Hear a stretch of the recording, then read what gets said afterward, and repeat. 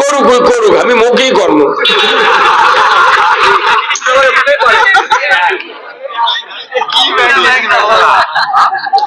মানে আমার কাল আর বক্তৃতা করার বুদ্ধি আমি বুঝে পারছি আসে। সেই দিন বলছি ভাই মাইক কোনো ভালো নয় রে, আমরা সাউন্ড দেখলে বুঝে পারি না ভাই। যাই কবরাজি করে কোন যুবকের চোখের নিজে কালো দেখা যায়, ওই কবরাজ বোধে দেওয়ার মেয়েও আছে। আমি সাউন্ড দেখলে বুঝে পারি মাইকের মেয়েও।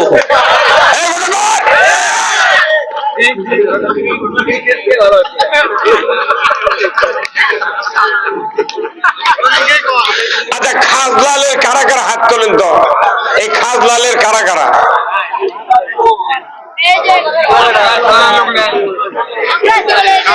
কে আমার বাদল ভাই আছেন? বাদল ভাই কে? ডালিম আছে? ডালিম নাই। যাই হোক, কয় না টেকায় করে কাম মর্দের হয় না।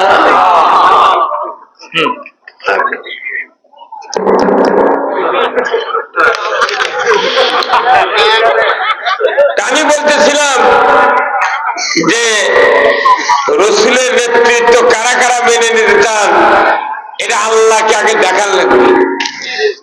আল্লাহকে রব বলে মানতে হবে আর রসুলকে নেতা হিসেবে মানতে হবে।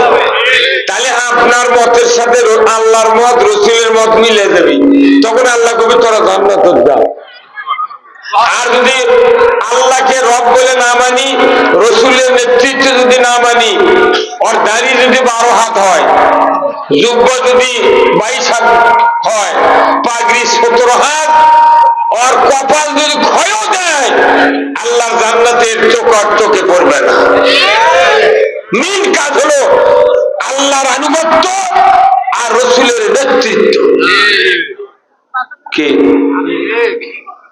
এই জন্য আমি আপনাদেরকে বলবো, যারা এখনো বাইরে আছে, বাপের মেলা লাগিয়েছে মনে হয়, কেল্লা খুশি লাগান করে ও কি সর কি নিয়েছে তোকে,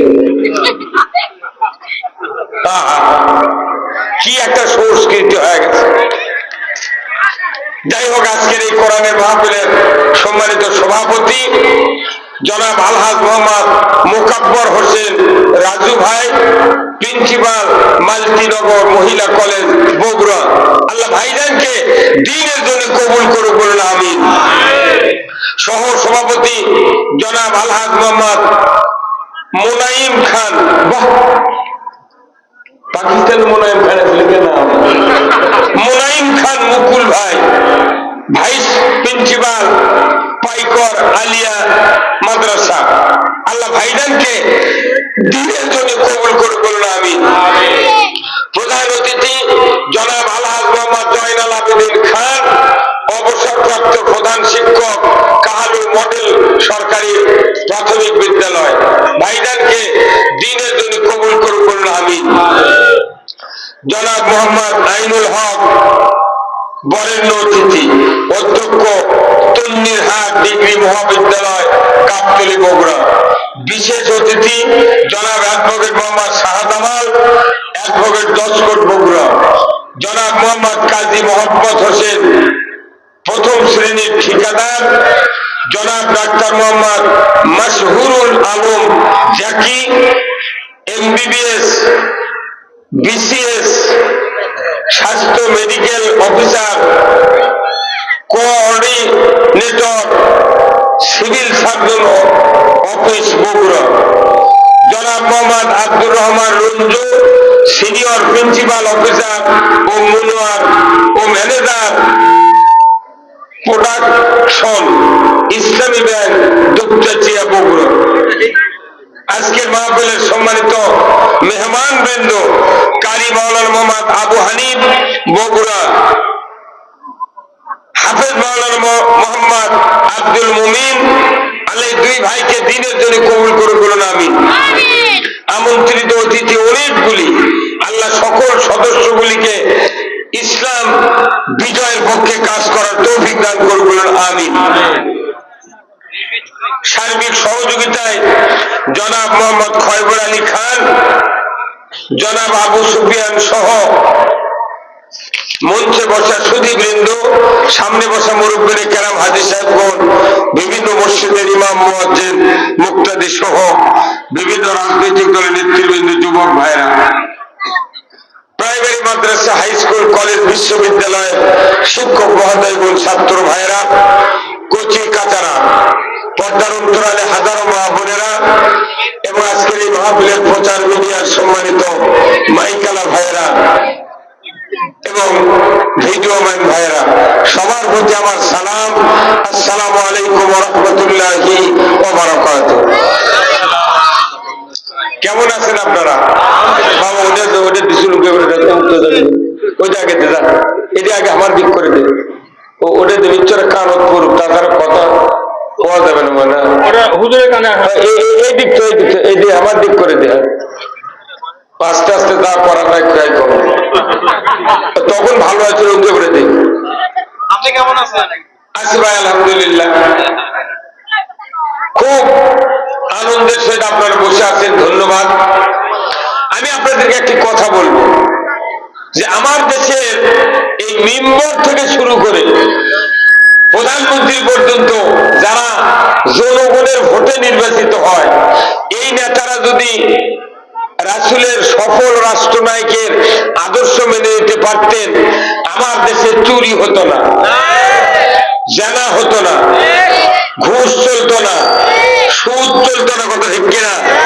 আমার দেশে হুন্ডা চুরি, গরু চুরি হতো না, আমার দেশে মসজিদ গুলিতে জুতো চুরি হতো না। কিন্তু কত নেতা আলো আর গেল, কেউ নবীর শাসন মানে না, ওরা বাপ দাদার শাসন নিয়ে ব্যস্ত। কি কথা? যাই এমপি হয়, ওই যখন মরে যায় ওরই বেটা এমপি হয়, পীর মরে যায় পীরের বেটা পীর হয়ে যায়।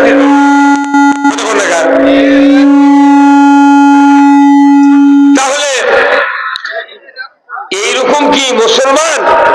মুসলমান মরে গেল তোর বেটা কি মুসলমান হয়? মাস্টারের বেটা মাস্টার হয় না, লেখাপড়া শিখিয়া মাস্টার হওয়া লাগে। কিন্তু পীর এমন একটা সস্তা ব্যবসা, বেটা যদি নামাজও না পারে বাপ মরা পর্যন্ত, বাপ মলি ওই বড় ভর্তি নিছে। আবার এমপি কোনো কাম করেনি, ওই যদি মরে যায় ও কি আবার ওই বেটাকে এমপি বানায়। কেউ তৈরি করে দেওয়া হচ্ছে, মেলা জনগণ আছে, দরকারে খাসলালের একজনকে এমপি বানাবো। কিন্তু ওরা এমন ভাবে রাজনীতি করে, ওরা ওর উপর দিয়ে কাউকে উঠতে দেয় না। কথা কয়, যে মসজিদের ইমাম আর মুয়াজ্জিন চাকরি করে, মুয়াজ্জিনের বক্তৃতা যদি ভালো হয়, শুক্রবার দিন ইমাম মুয়াজ্জিনও কি বক্তৃতা দেবে দেয় না। তুই বক্তৃতা আমার চাকরি থাকবে না। কথা কয়, প্রত্যেকটা জায়গা এইরকম ঘাবলা আছে না নাই? নেতা আছে, ওরা আগে উপরে উঠতে যাচ্ছে, তখন নেতারা করছে এক বহিষ্কার কর, এক বহিষ্কার করে। তো এইরকম মসজিদের একজন ইমাম, পৃথিবীর শ্রেষ্ঠ ইমাম ছিলেন রাসূল সাল্লাল্লাহু আলাইহি ওয়াসাল্লাম। আবার তার একটা গুণে গুণান্বিত উনি, যে উনি ছিলেন পৃথিবীর একজন সফল রাষ্ট্রনায়ক। এই হুজুর কথা বলে কেন? ঠিক, সবাই বলেন ঠিক। রাসূলের নেতৃত্ব যদি কেউ মেনে নিতে ব্যর্থ হয়, তার ৯৯% ইবাদত কবুল হবে না। আমরা রাসূলের সব সুন্নত মানি, কিন্তু রাসূলের শাসন মানি না। যারা যারা রাসূলের শাসন মানে না, এর কেড়ে বাটাম ফাটাবি, আকাশমণির ডাল দিয়ে। কোন তওবা, কোন রকমের দোয়া দরুদ আর বাঁচতে পারবে না। যদি বাঁচত তাহলে রাসূল দোয়া করেছিলেন আব্দুল্লাহ বিন উবাইয়ের জন্য, আল্লাহ তুমি তাকে মাফ করে দাও, মাফ করে দাও। ৩ বার কসে আল্লাহ কসে ৭০ মাররাতান। ও বেচারা কোরআন বিজয় চায়নি, আপনার দোয়া আমি কবুল করব না, আল্লাহ বলেছেন। দোয়া কবুলের শর্ত হলো যারা যারা কোরআন বিজয়ের পক্ষে থাকবে তার ক্ষেত্রে দোয়া কবুল হবে। কে বলেছেন? আল্লাহ নির্ঘাত জানিয়ে দিয়েছেন যে আব্দুল্লাহ বিন উবাই আপনার পাশে 10 বছর নামাজ পড়েছে, কিন্তু তার নামাজ, রোজা, রুকু, সেজদা সব ভালো, কিন্তু কোরআন বিজয় চায়নি। কি চান? কথা কন, কোরআন বিজয় চায়নি, এই জন্য নবীরও দোয়া কবুল হয়নি। নবীর দোয়া যদি কবুল ওই সময় না হয়, আর আমাদের মসজিদে যতগুলো মানুষ থাকে, কোরআনও তারানের লোক আছে, কিন্তু বিজয় করার লোক নেই। এই কথা কোন লেখা? আল্লাহ রসুল বলছেন কোরআন বিজয়ের পক্ষে যারা থাকবে তাদের দোয়া কবুল করা হবে, আল্লাহ নিজে রসুলকে বলেছেন। আল্লাহু আকবার। আপনারা কি রসুলের নেতৃত্ব মেনে নিতে রাজি আছেন? কারা কারা আছেন দুহাত তুলে আল্লাহকে দেখান, দুহাত তোলেন, এই উপরে তোলেন স্যার, উপরে তোলেন। লিল্লাহে তাকবীর, নারায়ে তাকবীর, আল কোরআনের আলো। করে করে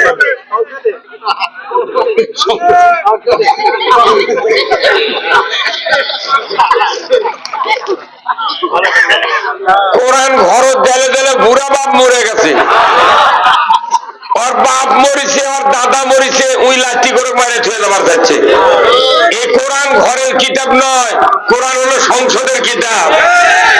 এই কোরআন দিয়ে পৃথিবী চলবে। আল্লাহ বলেছেন কোরআন হলো একটা আইনের কিতাব, যে আইন দিয়ে চুরি বন্ধ হবে, জেনা বন্ধ হবে, ঘুষ বন্ধ হবে, দুর্নীতি, সুদ, অন্যায় বন্ধ হবে। এই অন্যায় গুলা, সুদ গুলা বন্ধ করতে গেলে ঘরত কোরআন ফেলাম নাই। মেলা ঘরত কোরআন আছে, যে ঘরত কোরআন আছে ওই আর সুদের মাস্টার। আপনি বলেন কে ঘরে ঘরে জানো? আপনার কাপড় চুপুর থেকে মনে হচ্ছে বিরাট শিক্ষিত লোক, কিন্তু আপনার কাম বাজেনি। গাবারের মধ্যে আলু লাগান যায় না। এই কথা নয়, বড় দিকের মধ্যে ইলশার চাষ হয় না, ইলশা চাষ হয় বঙ্গোপসাগরে। আপনার কোরআন হলো সংসদের কিতাব।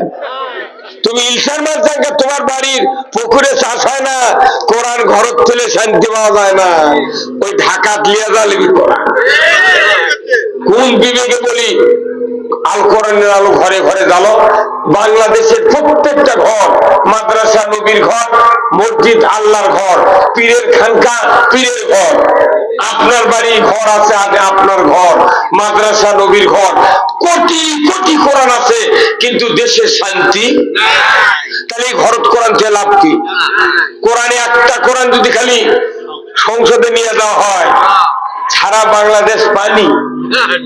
বাপরে, কয় কি অধ্যক্ষ, প্রভাষক, আল্লামা, শাইখুল হাদিস, উপাধ্যক্ষ, ডক্টরেট, এত শিক্ষিত লোক দেশত আছে, কিন্তু একটা শিক্ষিত লোকের মুখ দিয়ে কোরআন বিজয় হোক প্রকাশ্যে ময়দানে বলার সাহস হয় না। এটা কবিকে, এটা বক্তারা, ওরা কবি। আবার ওই যারা ক্ষমতার থাকবে ওরা আবার আমাকে ধরে জেলত তুলবে। এই দেশের মূলা আলা, আলু আলা, ধান আলা, বাগুন আলা, পেঁয়াজ আলা, রিক্সা আলা, ভ্যান আলা, অটো বাইক আলা, লসিমুন আলা, করিমুন আলা, ভটভটি আলা, সিএনজি আলা, গরিব মানুষ যারা খেতে না করলে খুব ভালো বক্তা। সত্য সবাই ভালোবাসে, কিন্তু সত্য কথা যে বলে তাকে কেউ পছন্দ করে না।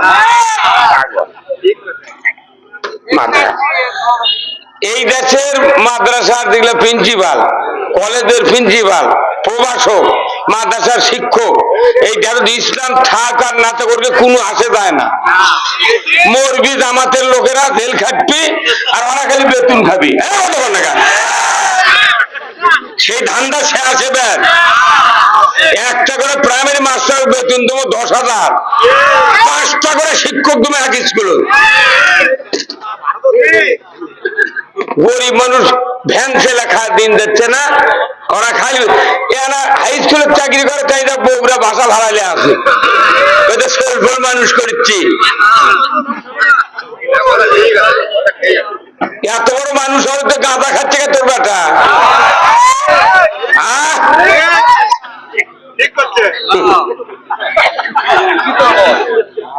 বক্তার বেটা গাঁদা খায়। মানুষের কি দরকার এটা সবার এখন আমাকে বলা লাগবে। বহু বক্তৃতা শুনছি, ওগুলা শেষ। যে বক্তৃতা করলে ইসলাম বিজয় হবে এই বক্তৃতা করা লাগবে। এই কথা কোন না, সব পাত্রীর বিয়ে হয়ে গেছে, যে পাত্রীর বিয়ে হয়নি ও কি বিয়ে দেবো? এই বিয়ে দিতে রাজি আছেন? কারা কারা দু হাত তুলে দেখা। লিল্লাহে তাকবীর, নারায়ে তাকবীর। এই মাইক দিয়ে বক্তৃতা হবে না, কিছুই নেই, কি মাইকত কিছু নেই।